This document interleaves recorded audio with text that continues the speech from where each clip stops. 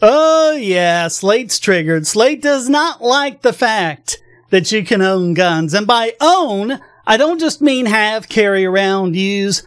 I mean, like, actually own, like, modify with. In particular, taking off the serial numbers. So, let's check out this article. I love that it says, if anxiety and annoyance had a child. Oh my god. Yeah, okay, so anyway. Mark Joseph Stern, following Supreme Court's lead judge, finds right to remove serial numbers from guns. Oh yeah, this is the ghost guns. Ghosts! They're scary. I'm scared of ghosts. So this is talking about a case which we'll get to, but it starts off saying, for decades, federal law has forbidden gun owners from scratching out the serial numbers that manufacturers are legally required to place on firearms. The reason is obvious. These serial numbers help state and federal law enforcement trace guns that are used in crimes and identify suspected shooters. Yay for breaking the Fourth Amendment as well as the Second. Yeah, you should be forced to, like, put a serial number on everything you own. Yeah, you put a serial number on axes so we can track the axe murderers, yeah. Indeed, the only apparent reason anyone would remove a serial number is to avoid becoming a suspect after their gun is used illegally. Ooh. Or you could just like your privacy. Yeah, the real reason why someone might want to take the serial number off the gun is none of your damn business, that's why. If it's your property, you should be able to do whatever you want to it. Like, I own this paperclip. This paperclip is my property. And since it's my property, I should be able to modify it and bend it and do all sorts of weird things with it and make it in all sorts of different shapes. And I don't have to justify bending this paperclip into this weird shape for anyone. No, I don't. Because that's what it means to own something. And if I could etch something that small, I could. Or if there was something etched on it, I could take it off. I can do that. It's my property. And I don't have to justify it to anyone. I don't have to give you a reason. That's how property rights work. So, on Wednesday, however, a federal judge ruled that the law prohibiting alteration of serial numbers violates the Second Amendment. Why? Because there were no serial numbers in 1971. So, this is United States v. Price by U.S. District Judge Joseph R. Goodwin. I'm just going to go down to the last part of this paragraph. A gun restriction may only survive legal scrutiny if it had an analog in 1791 when the Second Amendment was ratified, or 1868 when it was imposed on the states. The burden falls on the government to prove the existence of a historical analog. And now here's where they start freaking out. Thomas's test has always wreaked havoc. Oh yes, it's created so much havoc. One judge has struck down, and they're talking about Bruen, of course, the big Second Amendment decision this year. One judge has struck down a Texas law that prohibits 18 to 20-year-olds from carrying a handgun outside the home. Oh my God, adults can do adult things! People under 21 are significantly more likely to commit gun homicides. I'm not going to try to refute it. It's probably bogus, but I'm not going to try to refute it. It's probably mostly gang members, really, is where they're getting that from. But just regular, I don't think it's true among just the ordinary non-gang population. But let's say it is. Let's say it's true. It's also true, according to FBI statistics, that black people are more likely to commit crimes. So, are you gonna apply the same logic to that? I don't think you are. I think there's a part of you that knows, that this sentence is bogus. But you're gonna make it anyway, because this is your religion and you gotta defend it somehow. But in Bruin, Thomas announced that courts may never consider the real-world, life-saving impact of gun safety laws when gauging their constitutionality. Well, yeah, because it's not about that. It's about your rights. I mean, if this were the case, that you could gauge the life-saving impact, the reducing crime impact, you could use that to justify basically any, law you want that goes against the Fourth Amendment. By tracking people, by putting cameras everywhere, by following them everywhere, by doing random searches. You could probably catch a lot more criminals that way. But it would still be wrong. Alright, where am I?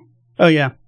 A different Texas judge invalidated a federal law barring individuals from purchasing a handgun while they're under indictment, even for a violent felony offense.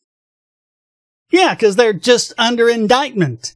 You ever heard of innocent until proven guilty? You can't deny innocent people of their constitutional rights. You gotta prove them guilty first. That's what that's all about.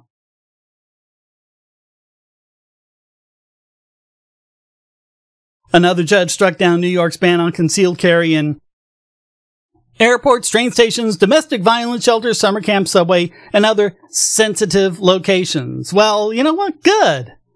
Because it sounds like a lot of those places could use it. There's a lot of violence on the subway. Domestic, if you're afraid of someone who's going to come and do domestic violence for you, a gun is a great way to defend yourself from that. I've covered the statistics on that. I mean, you want to talk about real-world life-saving impact? You have far more of that with firearm ownership than you do with gun control. Far more. It's not even close. Not even close.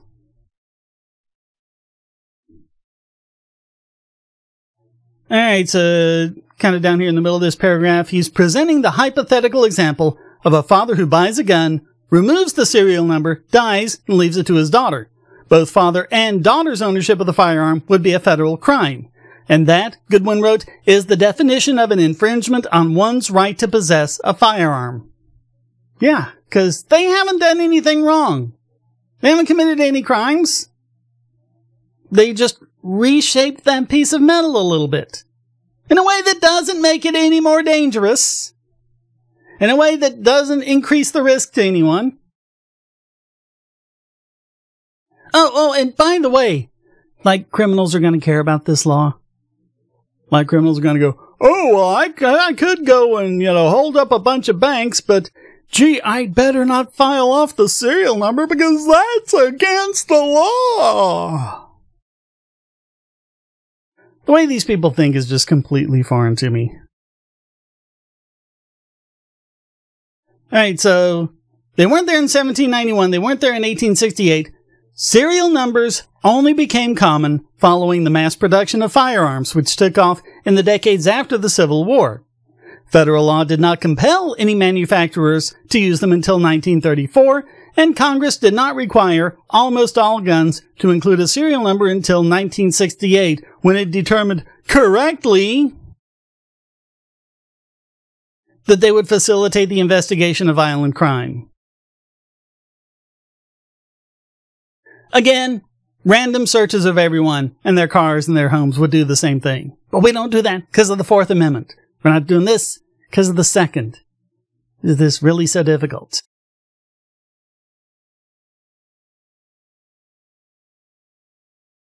Goodwin acknowledged the argument that firearms with an obliterated serial number are likely to be used in violent crime, and therefore a prohibition on their possession is desirable.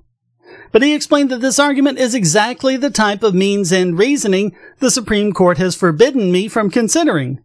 Even if the serial number law demonstrably saved tens of thousands of lives each year, that fact would be totally irrelevant to the constitutional analysis.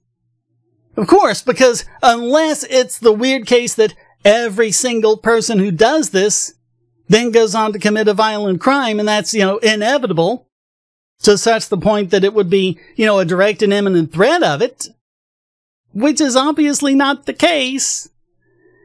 You you don't lose your constitutional rights because of what someone else did. You know, it's about what you did. So, these laws almost certainly do save lives. Well, so does gun ownership. Deal with it. And they do it without violating privacy. Yeah. I get down to this paragraph. This is where he starts wanting. The lack of a serial number is a major reason why ghost guns are so dangerous, and why they're becoming a ubiquitous tool in violent crimes. Criminals exploit their untraceability to elude detection.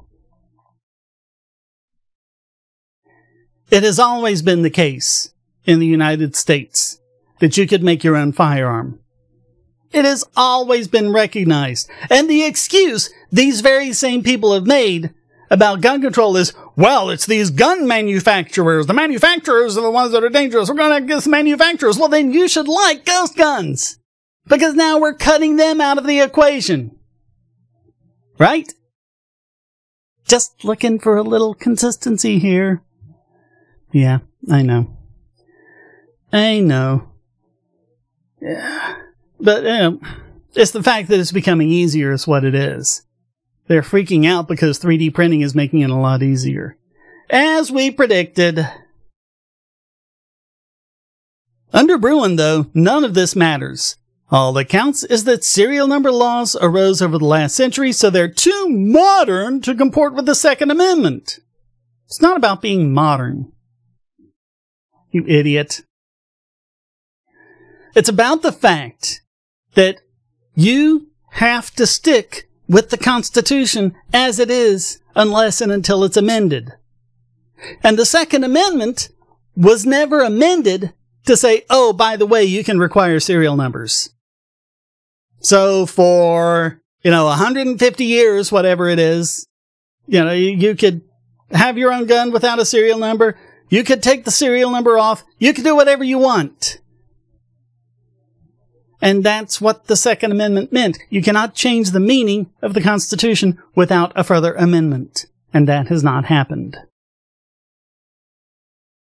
Oh boy, are you ready for the conspiracy theory?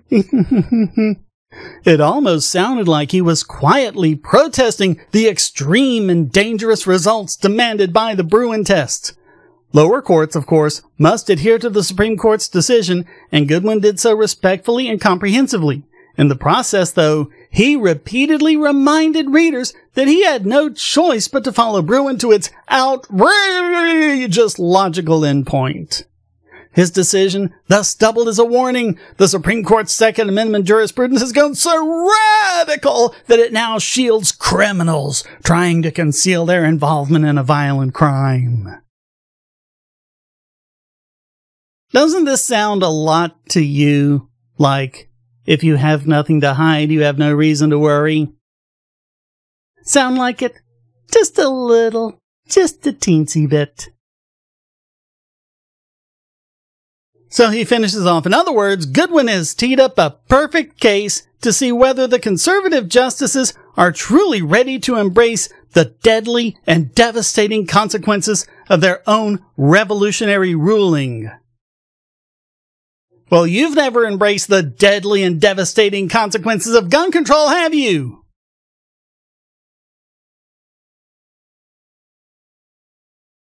Because we've shown it. We've shown it over and over again. But apparently, you just don't care. Not up to me, man. Not up to me. You want to take away someone's rights, you gotta prove it about them as an individual. It's called due process. It's called innocent until proven guilty. But, of course, all that goes out the window when it becomes inconvenient for a little something that your cult insists on, doesn't it? It's the way it always is. It's the way it always is. Eternal vigilance, that's what it's all about. Thank you so much for watching. Comments for the common God, shares for the share throne. You know the drill. Like, subscribe, and the bell. And, of course, donate.bogosity.tv. All sorts of ways to donate. You don't have to donate through PayPal. If you don't like what they're doing, you can use cryptocurrency. You can also become a subscriber, Patreon and Subscribestar. Get these videos early and ad-free. So thanks once again so much for watching this. And please check out all of the other great content on this channel. I've worked very hard to give it to you, so I hope you appreciate it. Thank you so much. Until next time, stay strong and be free.